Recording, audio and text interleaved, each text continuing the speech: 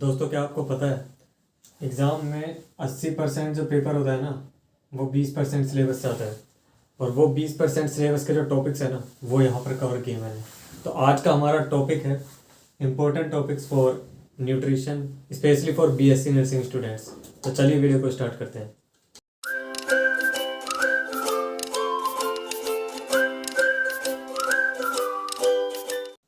तो video start करने से पहले मैं एक चीज़ कहना चाहूँगा, प्लीज़ वीडियो को एंड तक देखना, क्योंकि इस वीडियो में जो भी टॉपिक्स मैं कवर करने वाला हूँ वो बहुत ज़्यादा इंपॉर्टेंट है। उनमें से एग्जाम में से क्वेश्चन आएंगे, डेफिनेटली आएंगे।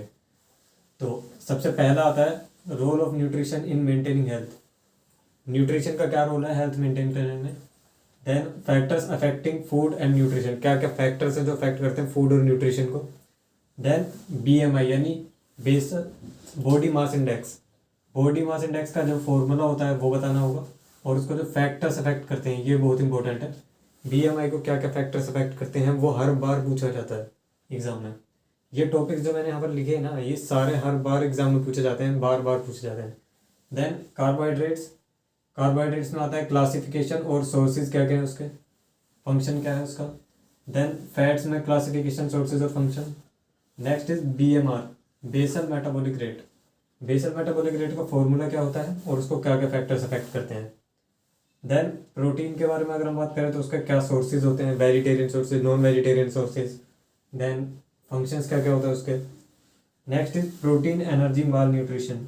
ये बहुत पूछा जाता है, 5 या 10 5 नंबर का पूछा जाता है हर बार मेनली। कभी कभी 10 नंबर का भी आ जाता है, लेकिन 5 नंबर का तो हर साल पूछा गया है। और उसमें या फिर एक चीज़ और है, प्रोटीन एनर्जी माल न्यूट्रिशन में 2 टाइप के होता है, क्वाशियरकर एंड मैरास्मस। तो इन दोनों के बीच का डिफरेंस पूछ लेता है कि क्वाशियरकर में और मैरास्मस में क्या क्या डिफरेंसेस हैं, वो लिस्ट, वो उसकी पूरी लिस्ट दो। देन उसके बाद हमारे पास आता है वाइटामिन्स। वाइटामिन्स का क्लासिफिकेशन और डेफिशिएंसीज।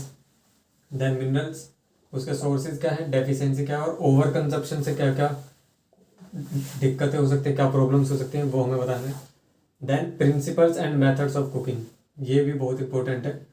कुकिंग के क्या क्या प्रिंसिपल्स हैं और क्या क्या मेथड्स हैं, दोनों चीज़ डिफरेंट है। मेथड्स और प्रिंसिपल दोनों अलग अलग चीज़ें होती हैं, ये आपको देखना होगा। देन फूड प्रिजर्वेशन, उसके मेथड्स क्या हैं, फूड को प्रिजर्व करने के क्या क्या मेथड्स हैं और क्या क्या उसके यूज़ क्या है, क्यों करते हैं प्रिजर्वेशन, वो आपको बताना होगा। Then most common food adulteration in India. Next is balance diet and its calculation. उसका कैलकुलेशन और बैलेंस डाइट क्या होता है उसकी पूरी डेफिनेशन बताना, और कैलकुलेट कैसे करते हैं वो आपको बताना होगा।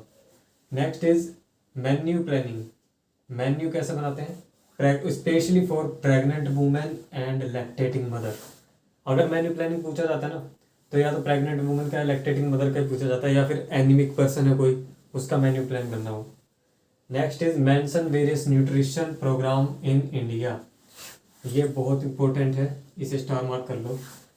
न्यूट्रिशन प्रोग्राम्स बहुत सारे चल रहे हैं, मिड डे मील प्रोग्राम हो गया, आईसीडीएस हो गया। तो ये सारे आपको जो है लिस्ट डाउन करने हैं अकॉर्डिंग टू मार्क्स। अगर 10 नंबर का आपके पास क्वेश्चन आ रहा है वाला, तो आप कम से कम 5-6 तो लिस्ट डाउन करोगे, और उसके भी कब वो जो प्लान है, कब जो न्यूट्रिशन प्रोग्राम है स्टार्ट हुआ था, उसका मेन मोटिव क्या था, क्या क्या उसके कॉन्सिक्वेंस, क्या क्या उसके रिजल्ट्स आए जब हमने इम्प्लीमेंट किया। तो अगर 10 नंबर में आता है तो आपको ये ज़रूर कम से कम 5 तो लिखने ही है ऐसे न्यूट्रिशनल प्रोग्राम। तो एक चीज़ याद रखना यार, जो इम्पोर्टेंट टिप मैं आपको यहाँ पर देने वाला हूँ, वो ये है कि अगर 5 नंबर का क्वेश्चन आता है तो न्यूट्रिशन में क्या होता है, न्यूट्रिशन एक ऐसा सब्जेक्ट है कि आपको इसमें पेजेस भरने होंगे। अगर 5 नंबर का क्वेश्चन है तो कम से कम आपको एक सीट के दोनों साइड भरनी है, मतलब 2 पेजेस तो लिखने ही लिखने हैं। अगर 10 नंबर का क्वेश्चन है तो कम से कम 3 पेज या 3.5 से 4 पेज तो लिखने ही लिखने हैं। वो भी ऐसे नहीं कि जिसमें फालतू आप कुछ भी लिखे जा रहे हो, थोड़ा रिलेटेबल लिखना, क्योंकि न्यूट्रिशन में आंसर बनाना थोड़ा ईजी होता है। नेक्स्ट इज अगर 15 नंबर का क्वेश्चन है तो कम से कम 5 से 6 पेज तो लिखने ही लिखने हैं, तभी आपको अच्छे मार्क्स मिलेंगे। तो ये टिप ज़रूर याद रखना, और आई होप आपको ये वीडियो अच्छी लगी होगी।